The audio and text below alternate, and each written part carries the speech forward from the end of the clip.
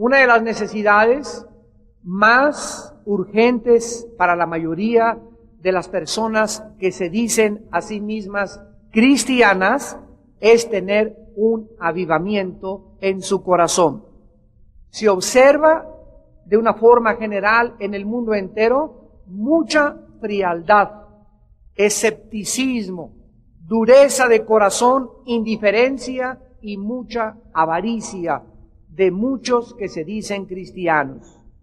Pocos cristianos realmente viven para el Señor. La mayoría han sido seducidos por las trampas del mundo, los afanes de la vida, el engaño de las riquezas, las codicias de otras cosas han entrado a sus corazones y han hecho infructuosa la palabra de Dios.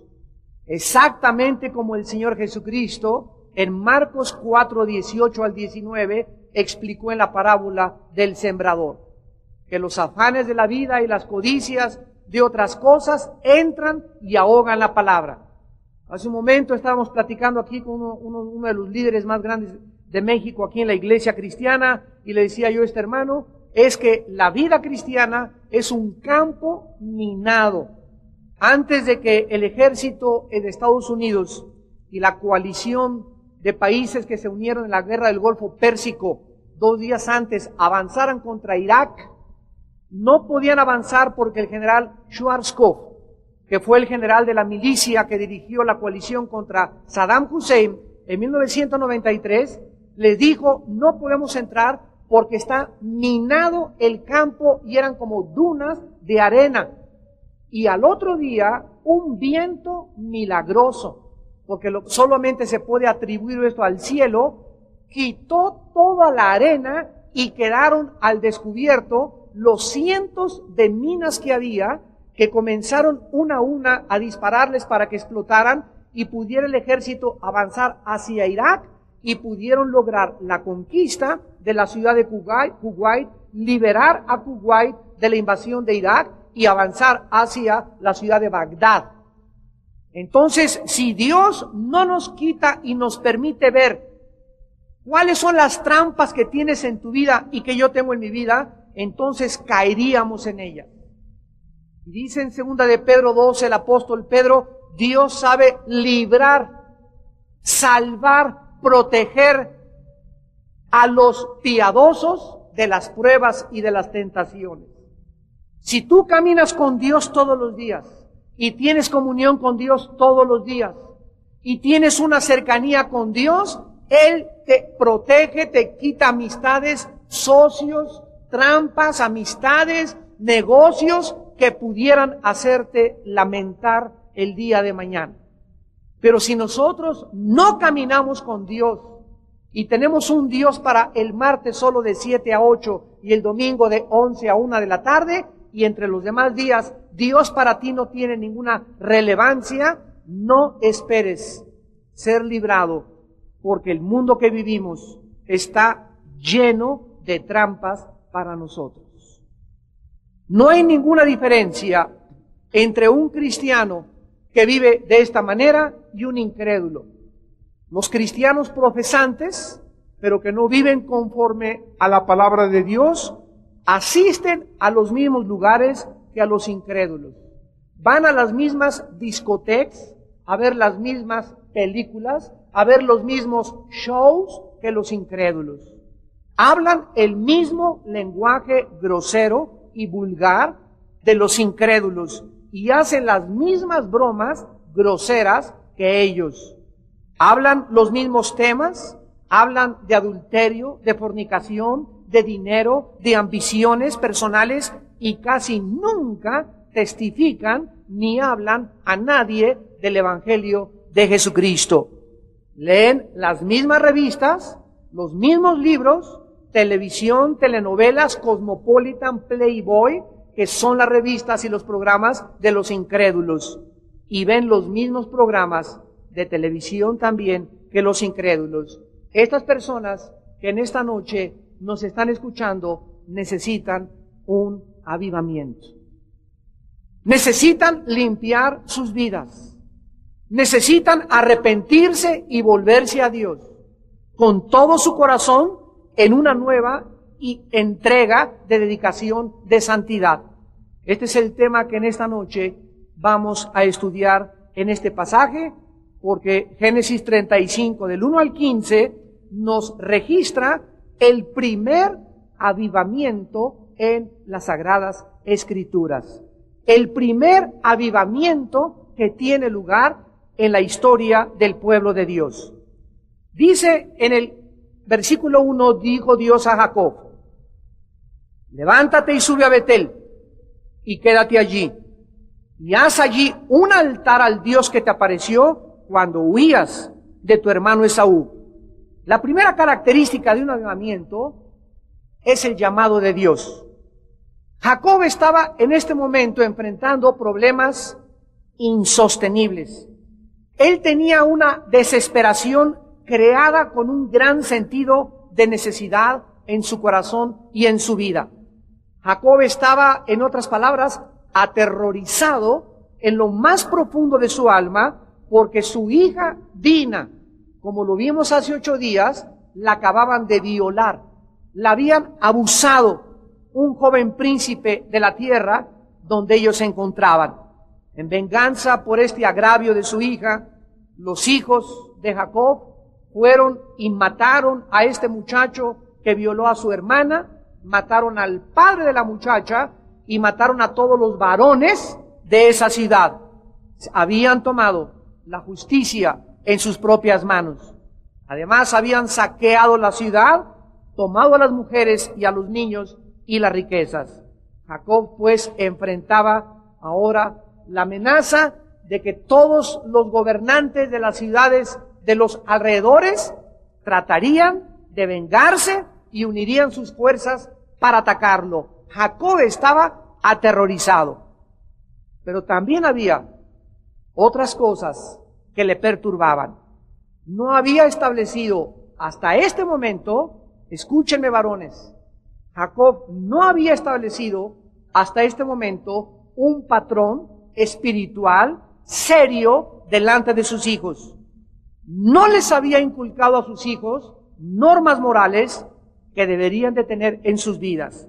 Les había dicho: Dios existe, y mi abuelo Abraham, y nos dijo esto, y que el pacto, y por allá, pero casi siempre Jacob había demostrado hasta este momento un carácter débil, y ahora recogía la cosecha con sus hijos.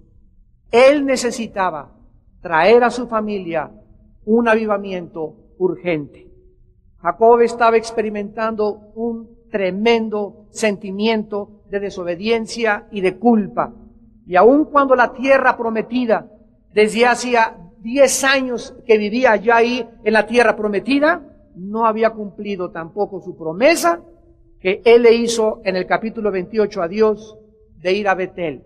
La palabra Betel significa, recuerden, la casa de Dios. Ahora no tenía ya ninguna excusa para su desobediencia. Se encontraba como a 35 kilómetros de Betel caminando, y no cabe duda que el Espíritu Santo en este pasaje estaba revoloteando dentro de Jacob y trayéndole a su vida la inmensa necesidad y la urgencia que cuando Dios dice: conságrate, te tienes que consagrar. Como en esta mañana, en esta noche, a través de la Biblia, Dios a muchos de ustedes les está diciendo: hoy es la noche de tu consagración. También le molestaba muchísimo haber permitido la idolatría en su familia. Versículo 2. Entonces Jacob dijo a su familia y a todos los que con él estaban: quiten los dioses ajenos que hay entre ustedes y límpiense y cambien sus vestidos, o mudad vuestros vestidos. Esto vamos a estudiarlo un poco más adelante, pero el punto era el siguiente. Jacob no había hecho a Dios el Señor de su hogar, y ahora tenía que enfrentar su fracaso. Con todos los problemas que se le habían venido a él y a su familia, ahora tenía que comenzar a buscar qué cosas he hecho mal, Señor. ¿Por qué le pasó esto a mi hija? ¿Por qué le pasó esto a mis hijos? ¿Por qué mis hijos no tienen respeto de ti? ¿Cómo es posible que se hayan tomado la justicia y se hayan convertido en asesinos? Ahora él comenzaba a darse cuenta que de alguna manera el poder protector de Dios estaba levantándose sobre su familia. Jacob se sentía que Dios se había elevado en su familia y que le estaban pasando cosas a su familia donde él ya no sentía morar bajo la sombra del Altísimo. Jacob sentía la culpa, sabía que un pecado escondido había en su corazón y él estaba experimentando terror, como lo dijimos anteriormente. Jacob llegaba a la conclusión que él era el culpable de todo, que los problemas de su familia, él era la raíz porque él era el varón, el sacerdote, la cabeza de su hogar. Y ahora Dios estaba tratando con él en disciplina. Pero la verdad es que Dios nunca dejó tratar con su vida. Dios, a pesar de su debilidad de carácter, nunca le dejó solo. Jacob era el que desde hacía mucho tiempo no había confrontado sus pecados escondidos y sus fracasos. Ahora el Señor comenzaba a ver en Jacob un quebrantamiento, una desesperación, y él le volvía a hablar y le decía: Jacob, versículo 1, levántate y sube a adorarme. ¿Qué es lo que significa sube a Betel? Por favor, levántate y ven a encontrarte conmigo. Quiero ver un corazón contrito y humillado. Quiero verte llorando y rasgar tus vestidos. Quiero que tomes acción con tu familia. Quiero que les leas a tus hijos la cartilla, porque ya basta. Si quieres que siga yo tratando con tu vida. El mensaje de Dios era que quitaran los dioses ajenos y que se limpiaran y que se cambiaran sus vestidos. Vamos a ver que en este mensaje se incluían algunos puntos. En primer lugar, Dios le dice a Jacob: antes de que yo pueda volver a proteger tu familia y tu vida y tu negocio, saca de tu casa los ídolos. Qué cosa tan tremenda. Pensar que un hombre de Dios pudiera estar involucrado en la idolatría parece una cosa casi increíble.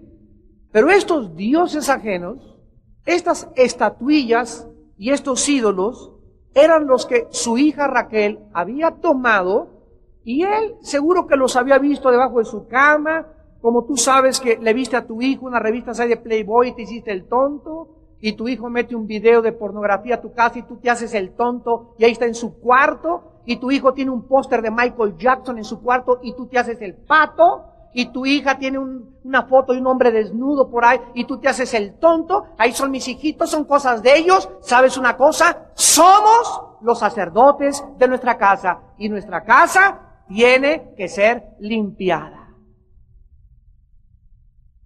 No podemos nosotros comprometernos ni tampoco entrar en compromiso con nuestros hijos mientras nuestros hijos vivan bajo nuestra protección.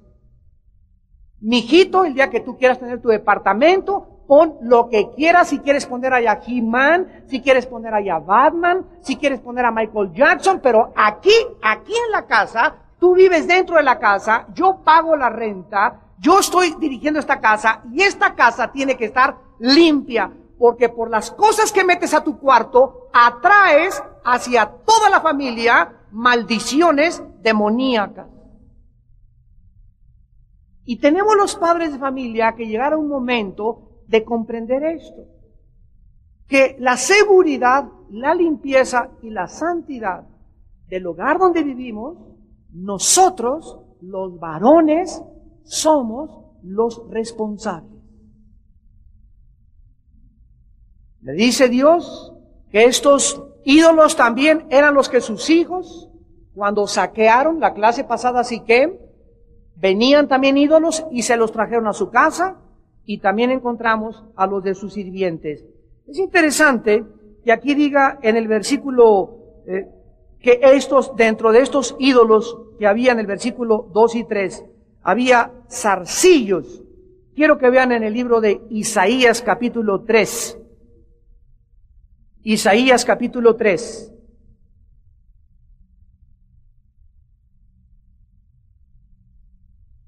Y dice el profeta hablando de estos zarcillos. Zarcillos son aretes. Y dice en Isaías 3, versículo 18 al 21, aquel día quitará el Señor el atavío del calzado, las redecillas, las lunetas, los collares, los pendientes y los brazaletes, las cofias, los atavíos de las piernas, los partidores del pelo, los pomitos de olor y los zarcillos, los anillos y los joyeles de las narices. ¿Sabían ustedes que en el libro de Levítico Dios prohibió a Israel que se agujeraran? Que no hicieran ninguna marca ni raya en su cuerpo. Una vez una hermana me preguntó, ¿le puedo a mi hija horadar las orejas para ponerle sus aretitos?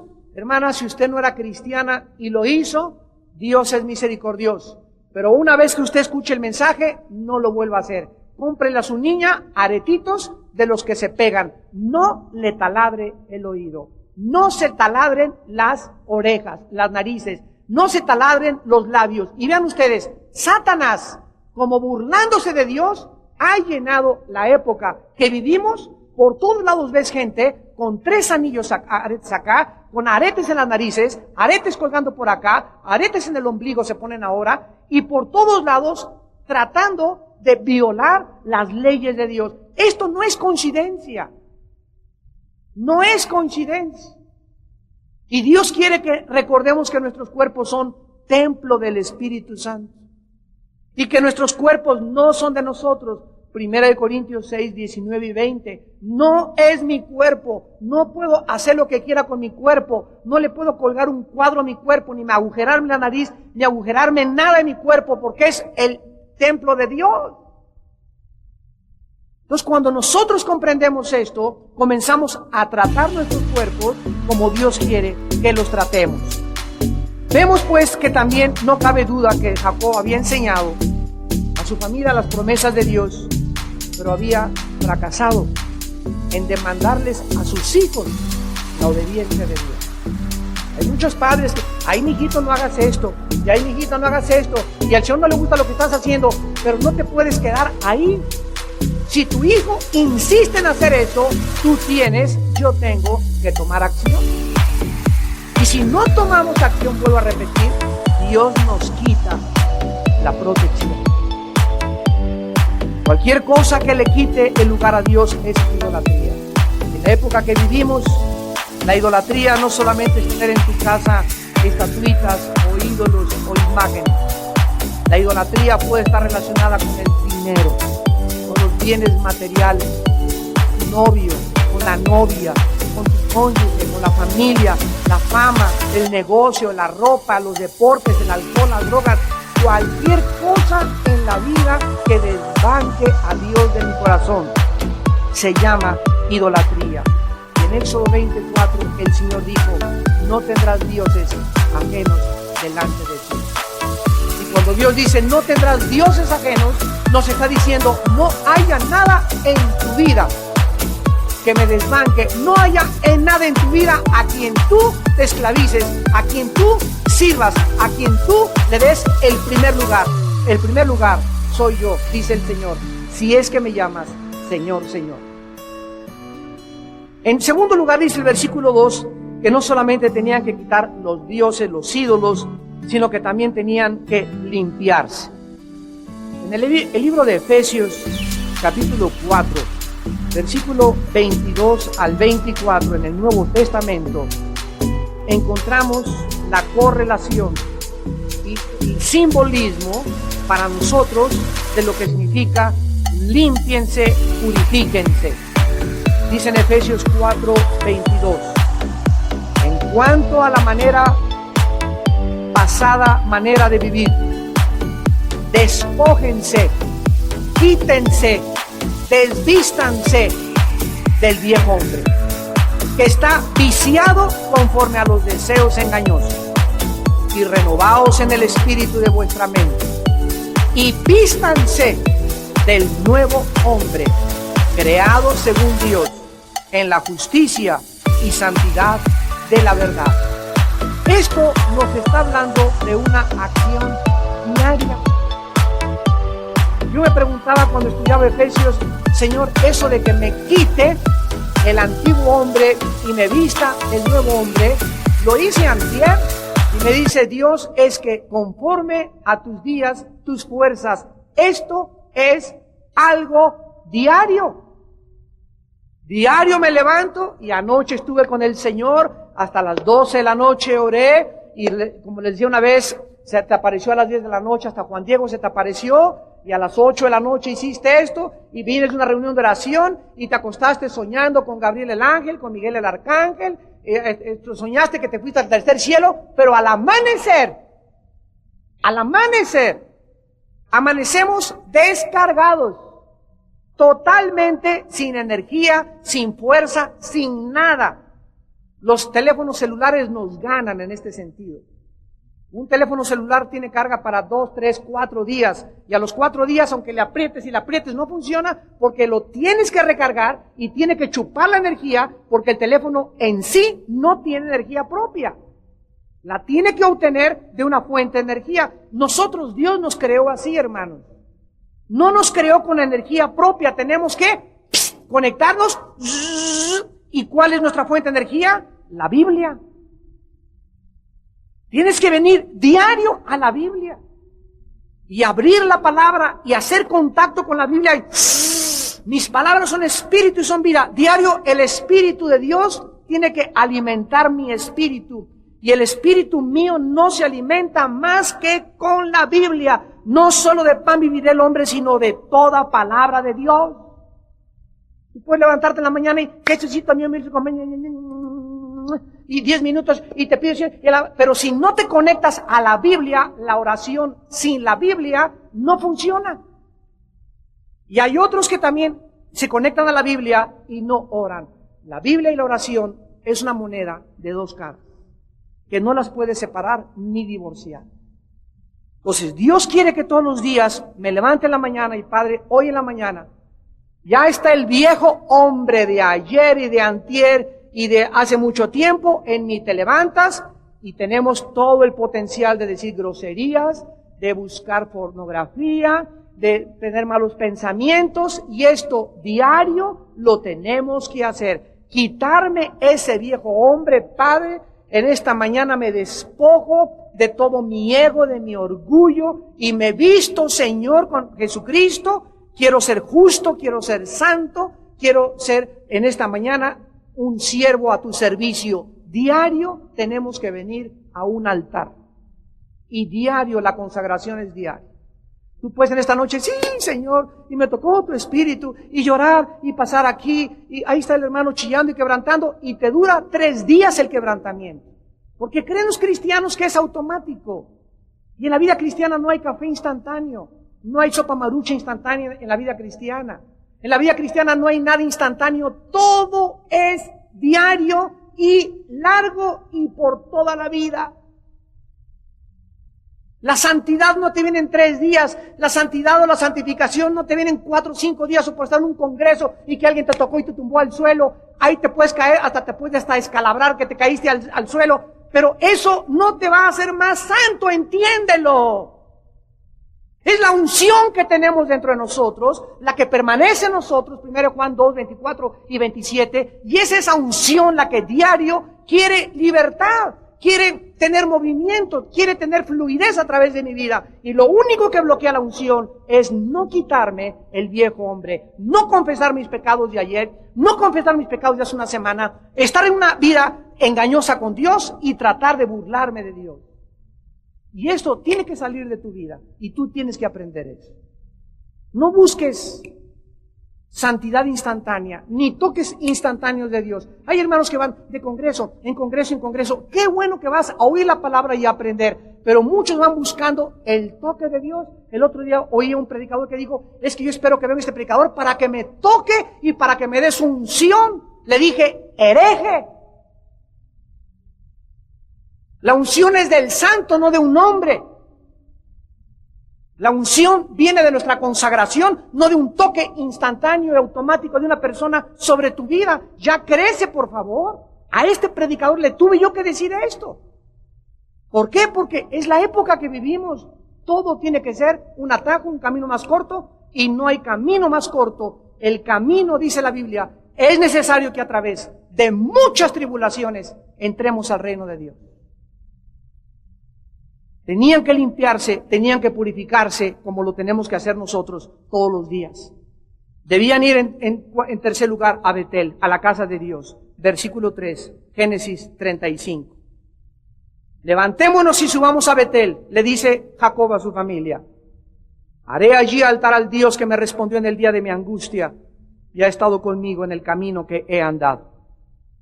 Ellos necesitaban entender eso. Debían buscar el rostro de Dios. En perdón. Tenían que limpiarse. Recordemos que toda la casa de Jacob, incluyendo a los sirvientes, estaban amenazados por las naciones de alrededor. Sabían que eran menor en número que sus enemigos, por lo que una obra sobrenatural de Dios era lo único que los podría proteger.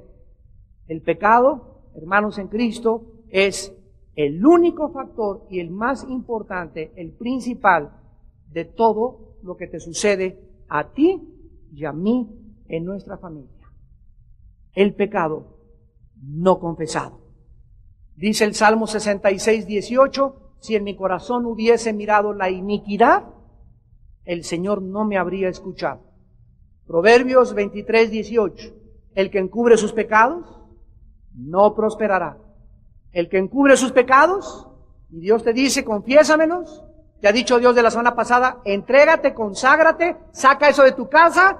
Tú has hecho oídos sordos. Dios dice, se acabó. Esta noche es la última vez que te hablo. Se acabó el tiempo. Ahora te abres a la maldición. Tus bendiciones, dice el Señor, las convertiré en maldiciones. Malaquías 2:2. Tus bendiciones las convertiré en maldiciones.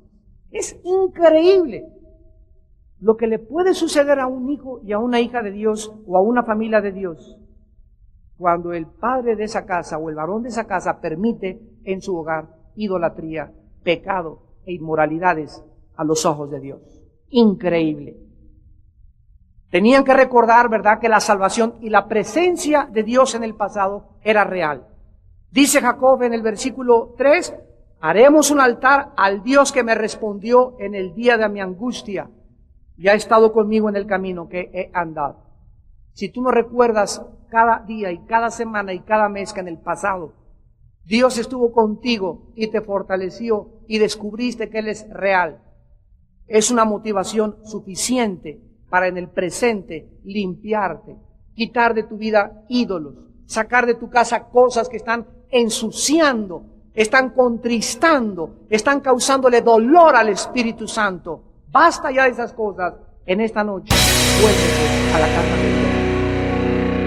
En el versículo 4 dice Jacob, y así dieron Jacob todos los dioses ajenos, se los dieron a Jacob, que había en poder de ellos.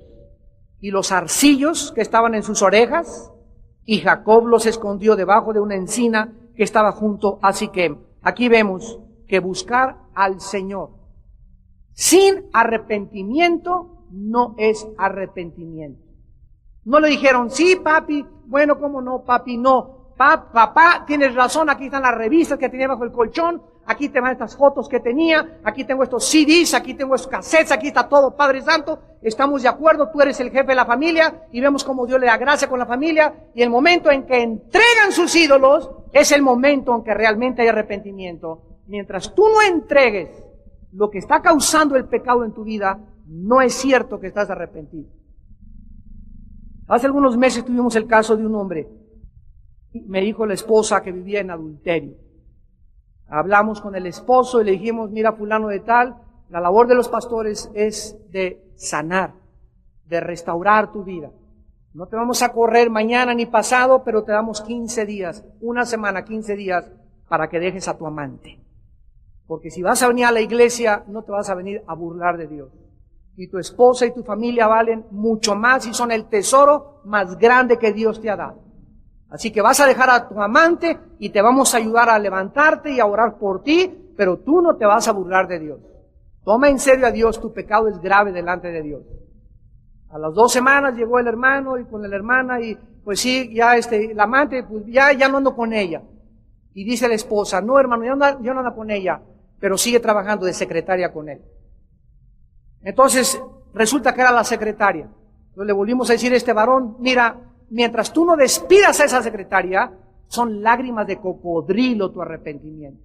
Mentira que estás arrepentido. Si tú sabes que es ella la fuente de tu tentación y saliste con ella y estás causando que ella te separe de tu familia, tú tienes que estar arrepentido hasta que la corras de su puesto. ¿Saben lo que nos contestó? Pobrecita, ¿quién le va a hablar de Cristo? Semejante. Tenía ganas hasta, como dice el patrón Siraguante, darle un zuki. Hermanos, mientras nosotros no entreguemos el pecado, no es cierto que estás arrepentido. Mientras no saques debajo del colchón de tu casa lo que tienes, mientras dejes de ver lo que estás viendo, mientras no le entregues a Dios a tu novio, mientras no, si es tentación salir con tu novio y fornican, no lo veas. Porque si sigues saliendo con él, tú sabes que es la fuente de tentación y ninguno no se puede aguantar, no lo hagas ya. Sabes que es un peligro salir contigo, me atraes demasiado, no quiero ofender a mi Dios. Pero tú tienes que tener esas convicciones y si no, no estás arrepentido. Ay, señora, anoche fornicamos. Ay, antier nos pasó estas cosas y sigues saliendo con él. ¿Sabes cómo se llama esto? Se llama tentar a Dios. Este varón, teniendo a su secretaria, estaba tentando a Dios. Este muchacho siguiendo saliendo y la muchacha con su novio están tentando a Dios, están provocando a Dios como provocaron los judíos en Meriba a Dios y Dios se volvió contra ellos y los destruyó. Nosotros tenemos que tomar en cuenta a Dios y tomar en serio a Dios por primera vez tal vez en la vida de muchos que me escuchan. En el versículo del 5 al 7 encontramos el resultado de un arrepentimiento, de la firmeza de Jacob y por primera vez ser el padre y el sacerdote de su casa. Y salieron y el terror de Dios estuvo sobre las ciudades que había en sus alrededores y no persiguieron a los hijos de Jacob. Y llegó Jacob a Luz, que está en tierra de Canaán, esta es Betel, él y todo el pueblo que con él estaba. Y edificó allí un altar y llamó el lugar Betel, porque allí le había aparecido Dios cuando huía de su hermano. Es increíble, amados santos de Dios, es increíble la protección que podemos tener de Dios contra nuestros enemigos cuando nuestros caminos le son agradables a Hashem Adonai, al Señor Dios Todopoderoso. Dice en Proverbios 16:7, cuando los caminos del hombre le son agradables a Jehová, aún a sus enemigos los hace estar en paz con él. Dice en Isaías 54:17, ninguna arma forjada contra ti prosperará. Cuando caminamos en santidad ante Dios, cuando tomamos en serio a Dios, cuando hacemos lo que Dios nos manda, el ángel suyo acampa afuera de mi casa, en el jardín de mi casa, está en el tinaco de tu casa y nos protege y nos guarda. En tu coche va en la cajuela el ángel. Cuando vas a traer las tortillas, ahí va el ángel. Estamos rodeados de ángeles. Dice Hebreos 1 que son ministros, son servidores de nosotros. Los ángeles de Dios. Pero los ángeles de Dios se apartan, no te defienden. Se va la protección de nuestras vidas cuando hay pecado en nuestras vidas. Cuando no tomamos en serio ese pecado. Cuando no tratamos con ese pecado. El pecado siempre te llevará más lejos de lo que tú te imaginaste. El pecado te causará más daño de lo que tú te imaginaste que te iba a causar. Y el pecado será siempre, siempre, siempre la causa de la mayor parte de tu sufrimiento. El pecado. Y por el pecado Jesucristo, el Hijo de Dios, dio su vida por nosotros en el Monte Calvario. En un acto verdadero de fe vemos que como toda la familia le entrega a Dios y Jacob emprende a Betel el camino y Dios interviene milagrosamente poniendo terror sobre sus enemigos. Inmediatamente él edifica un altar, es la palabra hebrea misbeach, altar, y comenzaron a adorar a Dios. Ahora nosotros entendemos que antes de poder adorar a Dios, necesitamos revelación. Primero es la revelación y después es la adoración. Cristo le dijo a la samaritana, ustedes adoran lo que no saben. O sea, antes de que adores, necesitas saber quién es Dios. Nosotros adoramos lo que sabemos. ¿Por qué sabemos adorar? Porque primero es la revelación. Dios me dice quién es Él. Dios me dice esta noche, recuerda toda tu vida, quítate los zapatos cuando pises mis terrenos. Porque ya te lo dije, no todos lo saben, pero tú lo sabes porque tú lees la Biblia. Yo soy santo.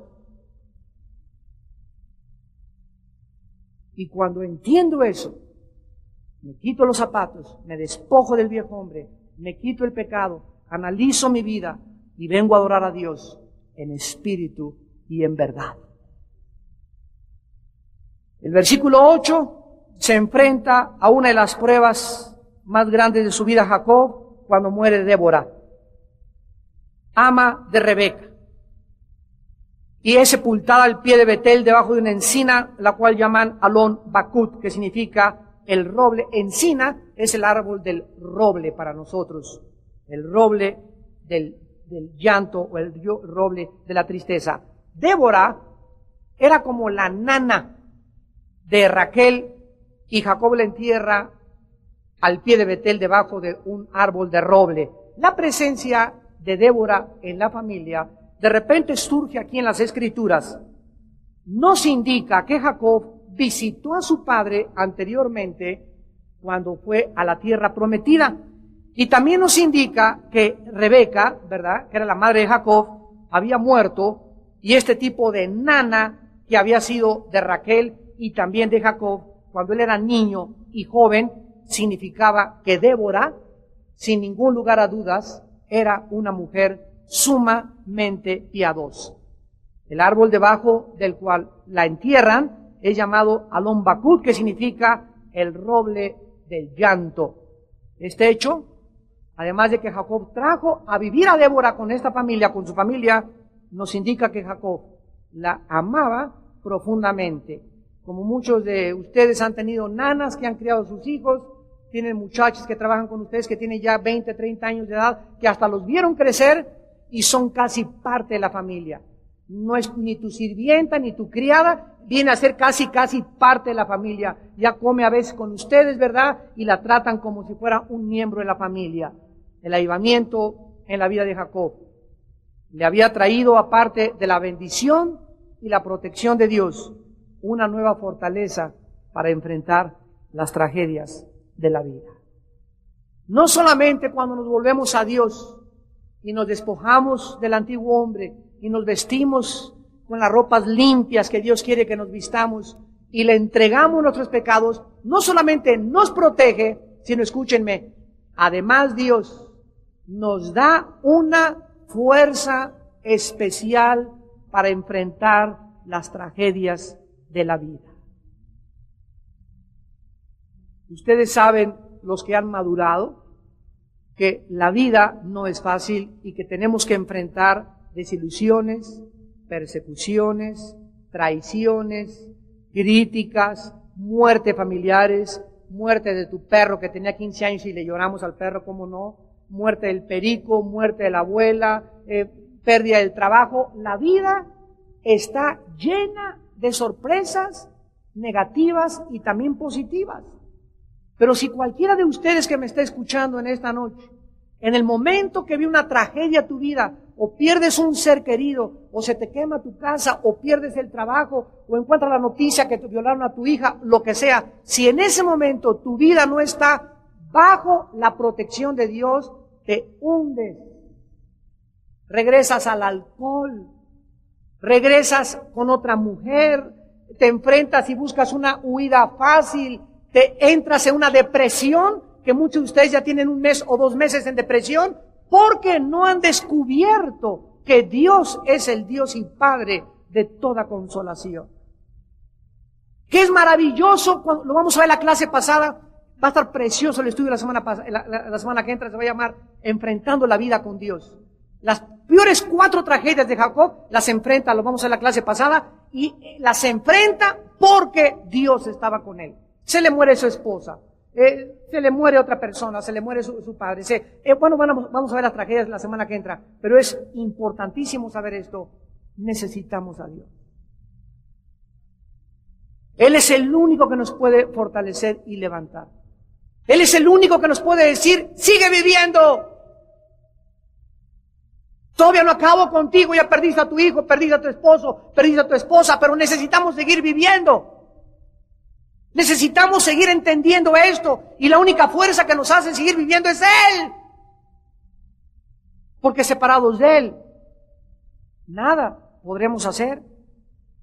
Y finalmente el versículo 9 al 12, Dios le renueva las promesas. Aparece otra vez Dios a Jacob cuando vuelve de Padán Aram y le bendice. Y le dijo Dios, tu nombre es Jacob. No se llamará más tu nombre Jacob, sino Israel será tu nombre. Esta es la segunda vez que le reenfatiza a Dios. Ya no eres Jacob el engañador, ahora eres el que peleas conmigo. Es lo que se encuentra detrás en la construcción de la gramática hebrea. Ya no eres el engañador, ya no eres ese hombre, Jacob, entiéndelo. Ahora eres el que peleas conmigo, porque la palabra Israel significa el que pelea con Dios y vence. Dios le confirma su nuevo nombre, el que prevalece con Dios. Le confirma que Él es el Shaddai, el Dios todopoderoso, el Dios que le sostendrá, el Dios que le proveerá para todas sus necesidades, el Dios que te cuidará, el Dios que te protegerá y el Dios que te bendecirá. Él es el Dios y Padre de nuestro Señor Jesucristo. Le confirma la semilla prometida y le confirma la tierra prometida. No cabe duda, hermanos, que las promesas de Dios son absolutamente seguras. Cuando Josué termina la conquista de la tierra de Canaán, en el capítulo 23, versículo 14 del libro de Josué, le dice a sus generales estas palabras: he aquí yo estoy para entrar por el camino de toda la tierra. Vean cómo se despide Josué de sus generales. Estoy para entrar hoy por el camino de toda la tierra, o sea, me voy a morir. No les dice, ahí nos vemos, me voy a morir, no, voy a entrar por un camino, o sea, voy a seguir caminando, no acabó mi vida todavía. Voy a entrar por el camino donde todos a la muerte seguimos. Unos irán hacia el cielo y otros descenderán al infierno. Pero ya sea hacia el cielo o hacia el infierno, seguimos los dos caminos, la puerta ancha y espaciosa, donde van todos a la destrucción, o la puerta angosta y estrecha que conduce a la salvación. Pero Josué les dice, voy a seguir caminando después de esta vida. Reconocer pues con todo vuestro corazón y con toda vuestra alma que no ha faltado una palabra. No ha faltado una palabra de todas las cosas buenas, de las buenas palabras que Jehová vuestro Dios había dicho de vosotros. Todas os han acontecido, no ha faltado ninguna de ellas. No cabe duda que las palabras de Dios son firmes y seguras. En el primer libro de los Reyes, capítulo 8, versículo 56, dice el rey: bendito sea Jehová Dios de Israel, que ha dado paz a su pueblo, conforme a todo lo que él había dicho. Ninguna palabra de todas sus promesas que expresó por Moisés su siervo ha faltado. Amados hermanos en Cristo, ojalá que todos nosotros en el corazón, al morir, expresemos lo mismo. Ahí está Pablo, preso, oyendo a los leones y a los tigres rugir, porque tal vez al otro día lo iban a arrojar al Coliseo romano, o tal vez le iban a cortar la cabeza. Pero ahí está Pablo en su segunda carta a Timoteo, capítulo 4. Timoteo, he peleado la buena batalla, he echado mano de la vida eterna, por lo cual me está esperando la corona de justicia. No está Pablo, ay, Timoteo, para eso sufrí tanto por Cristo, aquí abandonado, en mis discípulos me dejaron, no tengo nadie que me quiera, nadie me visita. Ay, no, las palabras de un hombre de Dios que iba a morir como mártir no eran de queja, no eran de desesperanza. Él sabía que en minutos la muerte sobrevendría a su vida y él estaría presente ante los ojos de aquel a quien sirvió durante la mayor parte de su vida. Él acabó con gozo la carrera. Y ojalá que todos nosotros, cuando muramos o cuando llegue el momento sagrado de que Dios nos dice a casa, podamos despedirnos y decir con toda sinceridad, todo lo que la Biblia decía era verdad. Todas las promesas de Dios yo las pude ver cumplidas en mi vida. Y los únicos que pueden dar testimonio de esto son aquellos que vivieron en un avivamiento. Los que vivieron en obediencia. Aquellos que llegaron un momento en su vida que dijeron, ya basta, ya no quiero seguir pecando. Yo tengo que poner a esto un basta, un hasta aquí llegué. Esta noche, 3 de febrero, 3 de marzo de 2002, se acabó mi vida antigua. Y te prometo, Señor, me consagro, ayúdame, dame fuerzas, llego a mi casa, me voy a deshacer de esto y de aquello. A mi amante le voy a decir que se vaya a la goma, ¿verdad? Que se vaya a freír salchichas allá a Afganistán. Y ya no quiero saber nada, no quiero ya pecar.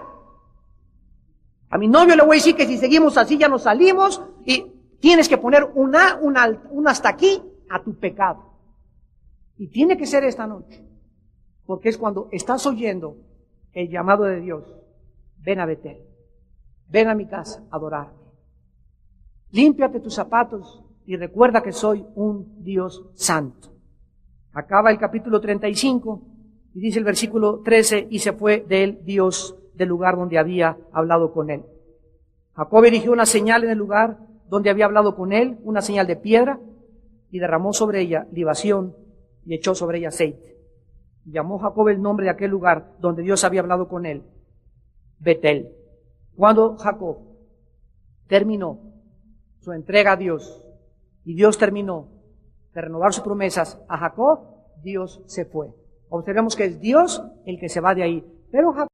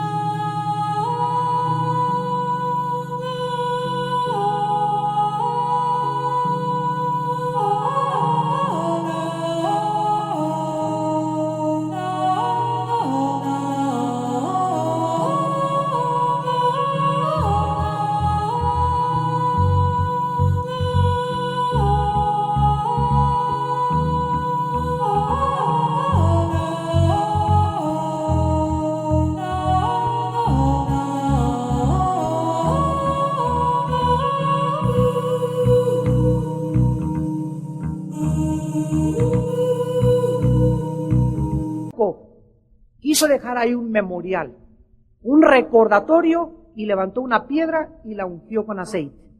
Esto era un acto de dedicación y de consagración, apartando ese lugar especial para adorar. Para terminar, 2 consejos. Cuando una persona verdaderamente sufre un avivamiento es volver a revivir la flama del Espíritu Santo y la pasión por Dios en tu corazón. Cuando eso sucede, en primer lugar, vas a comenzar a adorar a Dios en privado, en Betel, en su casa. Y sabemos nosotros que ese lugar es nuestro corazón.